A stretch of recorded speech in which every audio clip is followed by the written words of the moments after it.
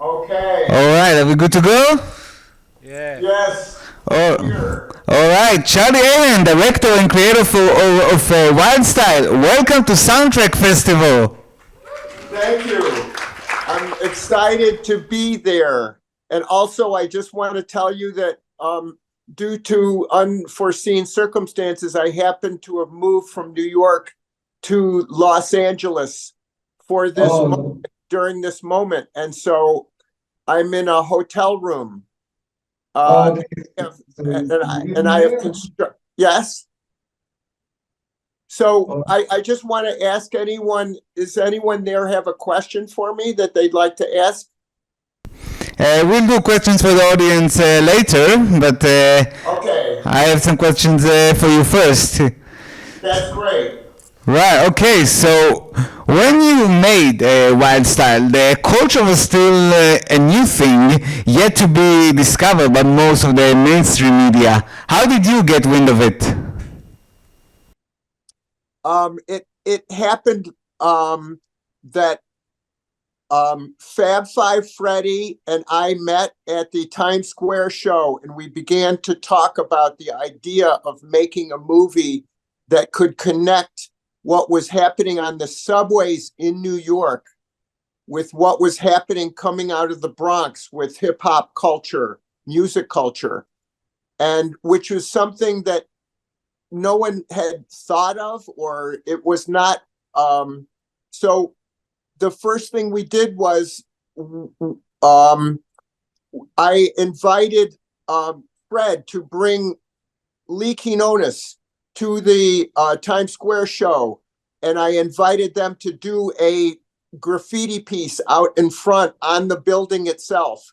And of course, I had no permission to do that, but the entire film was made without permissions. Did you have any So other? they did a mural that said Fab Five out in front of the wild out in front of the Times Square show. This is June of 1980. And my feeling was that we were already making the movie by doing this act. And it was, I could see that there was Lee Quinones, who was my hero. And I had been studying Lee and watching him, what he's been doing on the trains and his great mural work all over his neighborhood. So he was my hero. And He played Zorro, for those that don't know. he played Zorro in the movie. This was like a kind of fictionalized account where he was able to play himself with a made up name. And it, in a way, everything in the movie is true, but the movie is not a documentary. The movie is a fictional movie. I thought of it as an art movie for teenagers to teach them about hip hop and to get them involved. And we started off right off the bat. Fred Brathwaite and I went to a place in the Bronx where there was going to be an outdoor jam. And the first person I met when I went to the jam with Fred was the chief rocker Busy Bee, who stars in the movie. And he looked at me and he said, "What's up, man?" And I said, "I'm Charlie Ahearn, and I'm making a movie about the hip hop scene." And he said, What's that?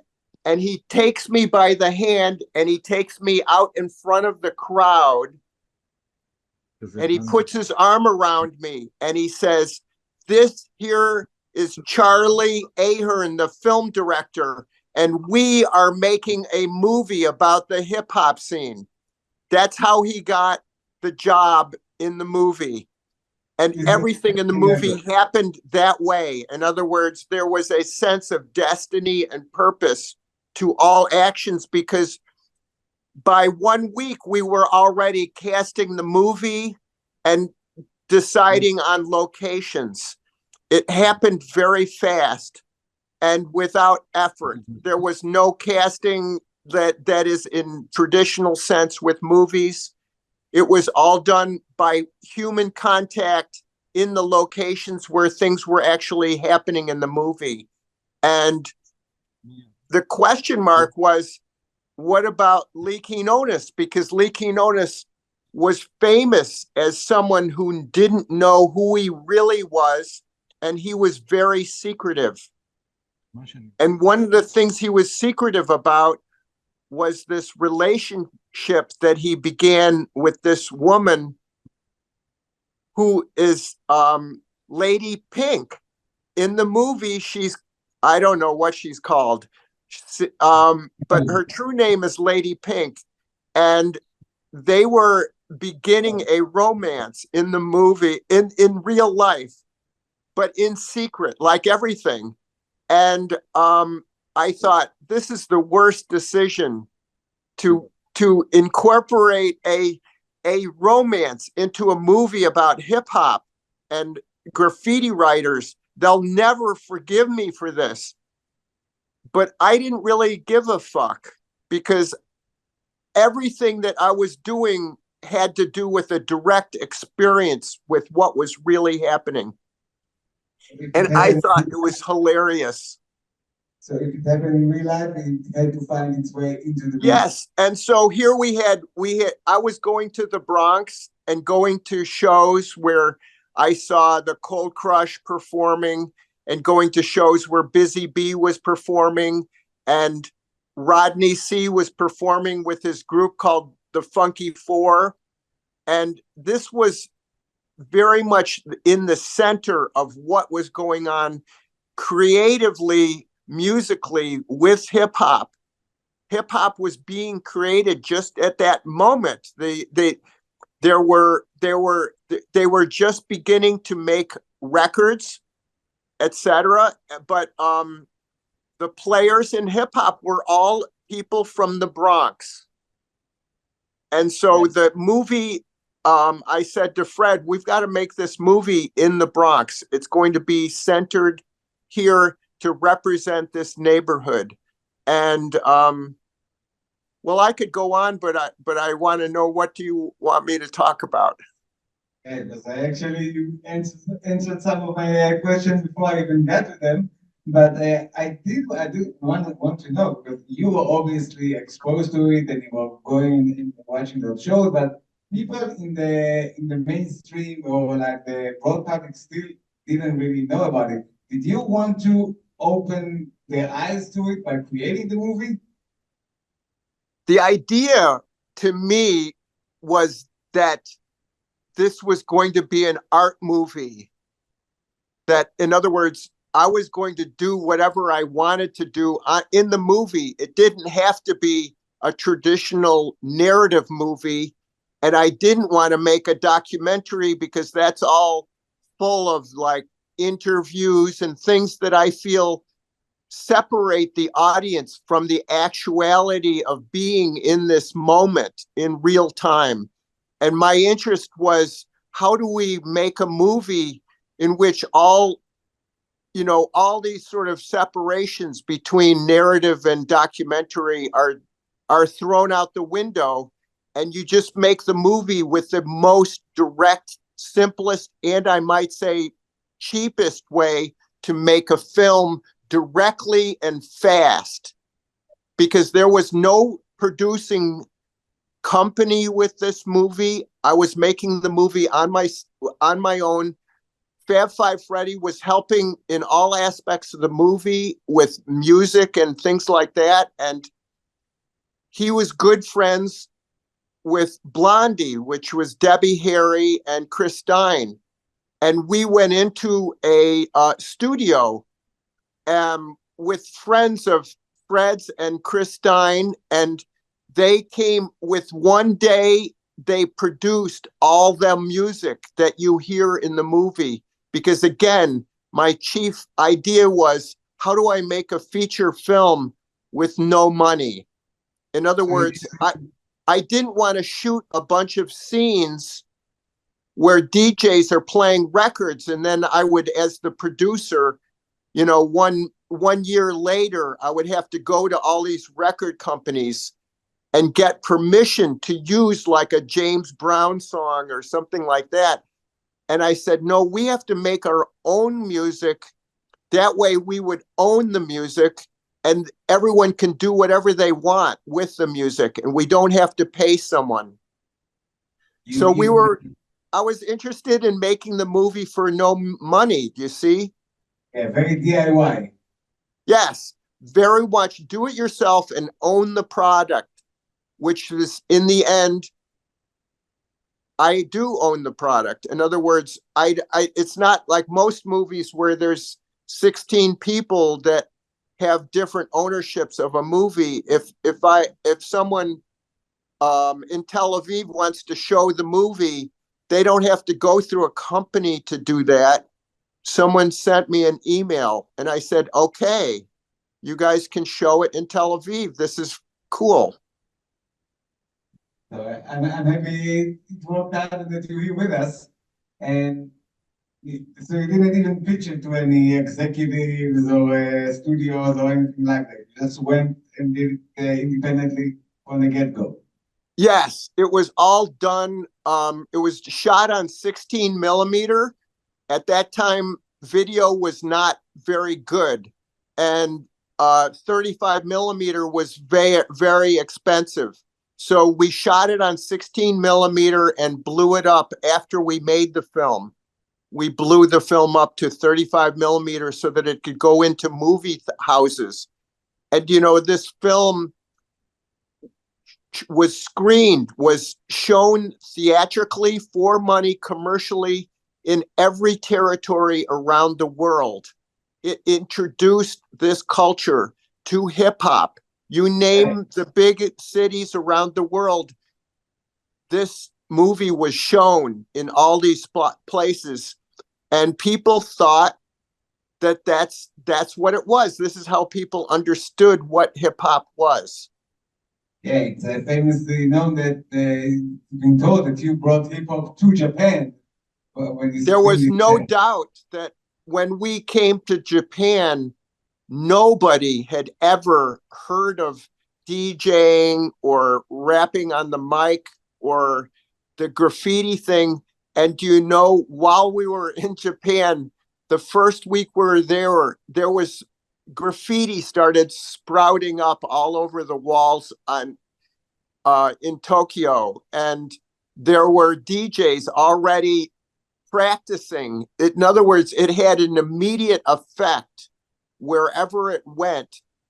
And Japan was the very first place that the movie was ever shown theatrically.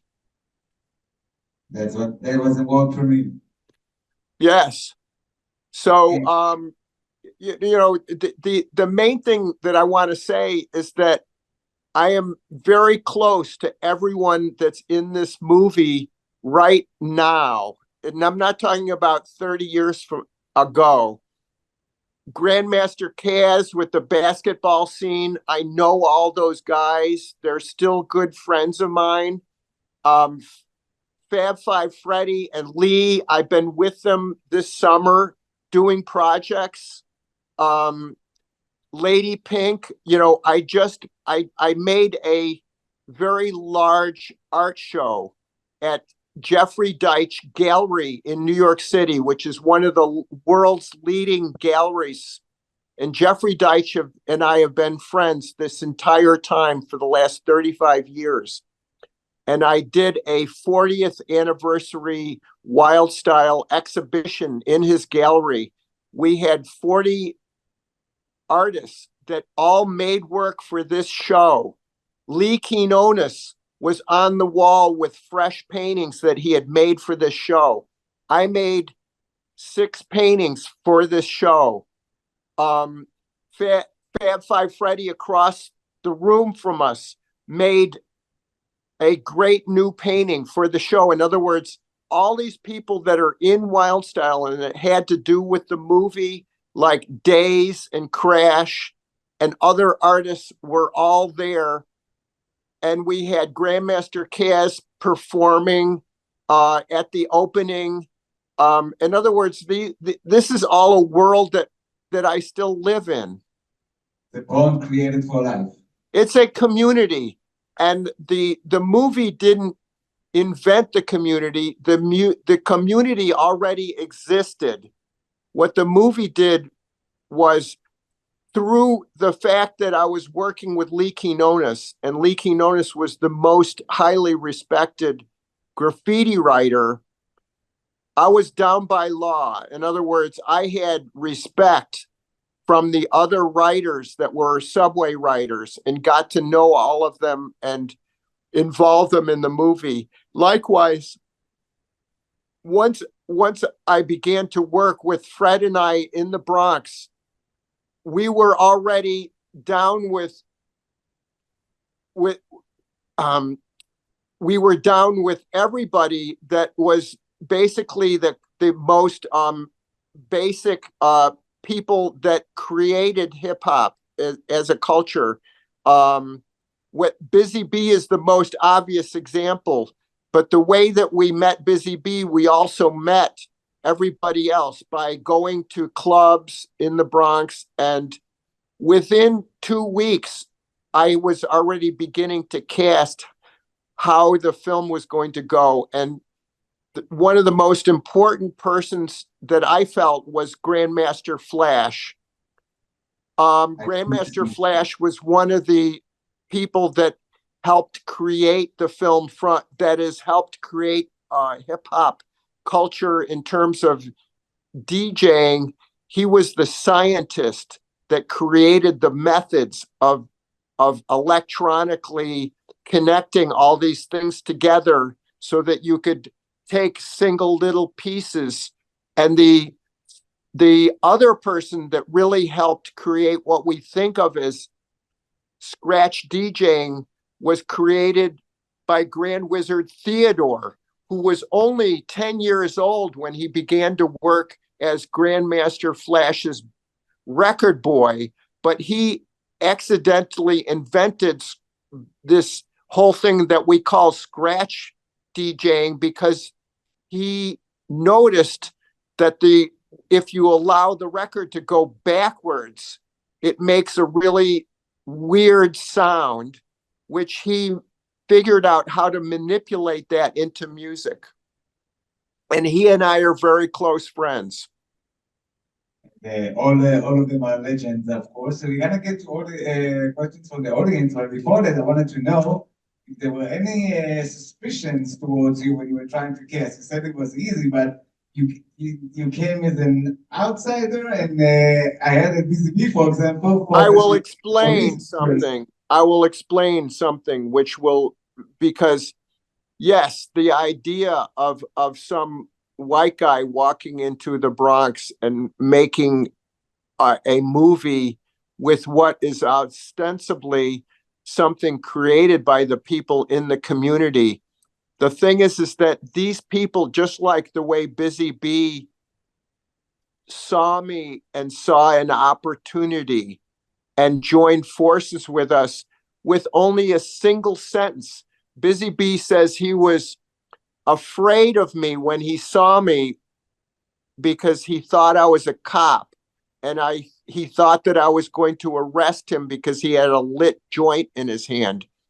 And when he found out what I was really doing, what my intentions were, he immediately introduced me to the audience. And people that were in the audience were Cold Crush Brothers and other people like Grand Wizard Theodore.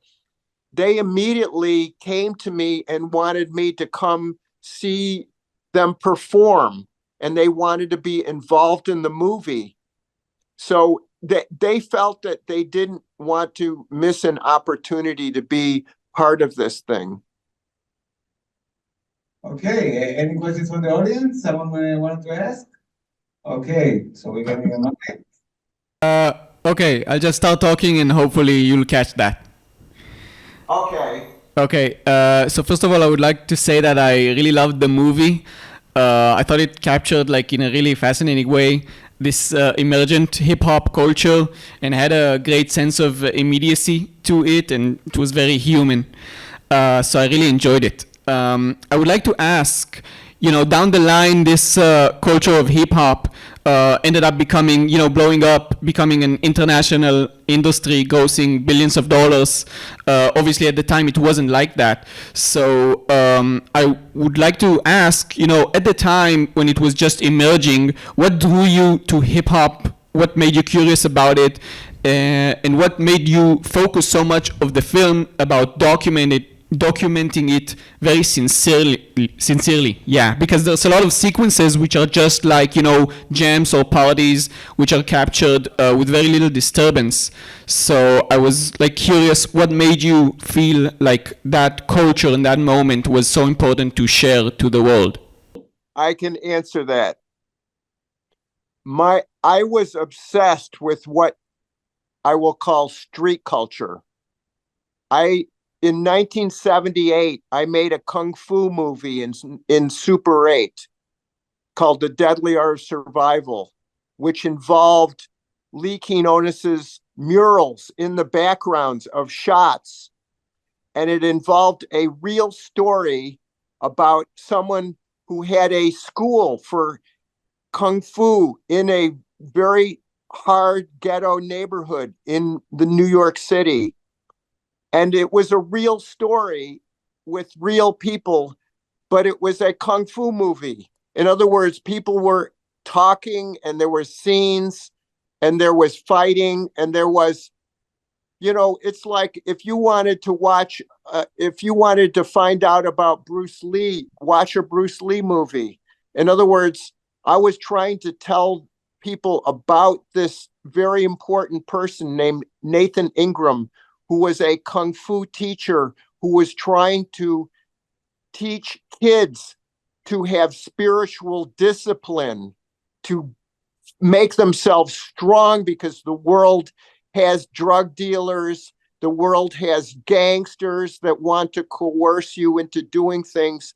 And he was trying to teach kids that they were their own master and that they needed to have discipline in their life to be strong and to be in control. And I made a movie about that. And it's a funny movie, and it was made for $2,000 and it was shot in Super 8. I spent all that money buying pizza to keep the actors on the set while I was trying to shoot the film. And we shot the entire film on Saturday mornings because that's when people weren't in school. Can you dig it? Yes. So, Charlie Ahearn, thank you so much for being with us here. We really enjoyed watching the movie and hopefully we get to do it again. Thank you. Bye-bye now.